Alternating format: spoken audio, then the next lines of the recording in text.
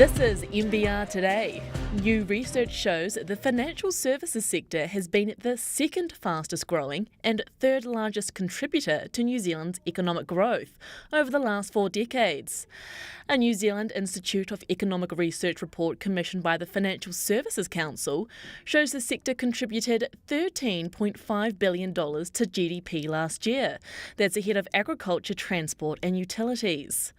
The research towards prosperity found that 60% of KiwiSaver managed funds are reinvested locally. Council Chief Executive Richard Clippen says the research gives a unique snapshot of how the sector has evolved and diversified. It kind of speaks to this discussion in New Zealand around where do New Zealanders create wealth.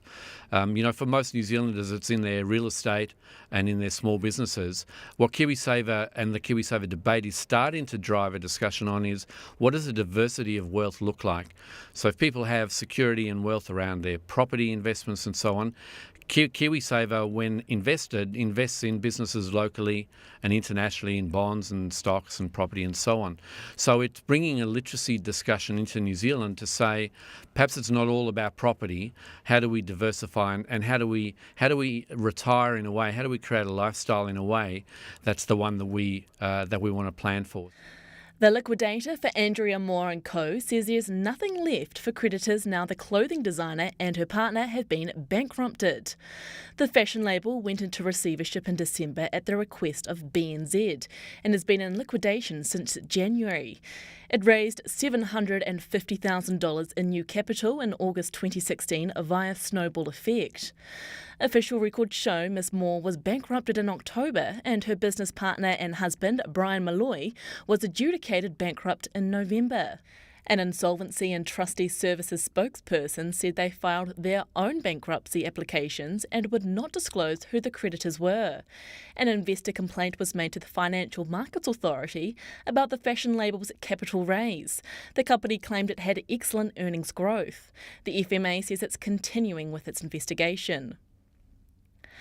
TradeMe's board is recommending shareholders accept a proposal from British private equity firm Apax Partners to acquire 100% of its shares for $6.45 per share. Apax Partners' offer matches an alternative offer from US private equity firm Hellman & Friedman. The price represents a 27% premium to TradeMe's 1-month volume-weighted average price to November 20, 2018, and an implied equity value of $2.56 billion. The company has entered into a scheme implementation agreement that allows a company to reorganise its share capital and propose a scheme to shareholders. The scheme implementation agreement is subject to conditions, and if all the conditions are met, the scheme is expected to be implemented in the second quarter of 2019.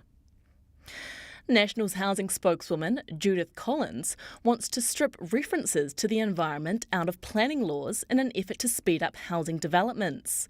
Ms Collins says the government's Kiwi Bill policy is failing and what's needed to deal with the housing crisis is a wholesale change of the planning laws.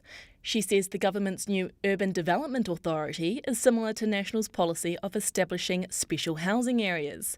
It might be helpful, but only for large developments, and only for developers who buy into the government's rhetoric.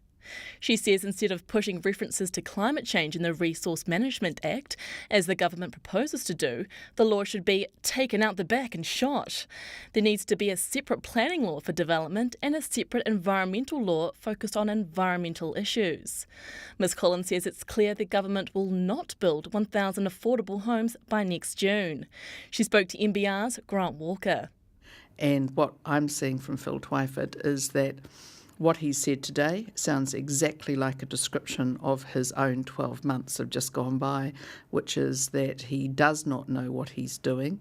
He's doing a lot of time spending how can he spin anything, and what he's not doing is producing a product that people want in the places that they want it. Clothing retailer Hallenstein Glasson's share price has fallen today after it warned of margin pressure ahead.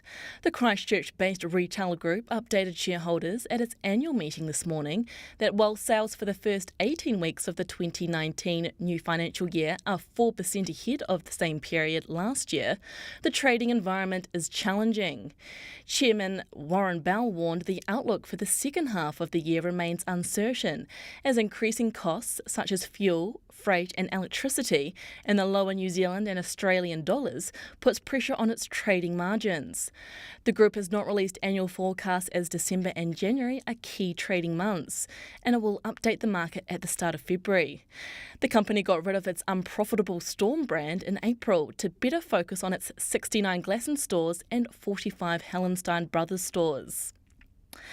And looking ahead to tomorrow, tech columnist Rob O'Neill says IT transformation is no slam dunk for ACC and IRD.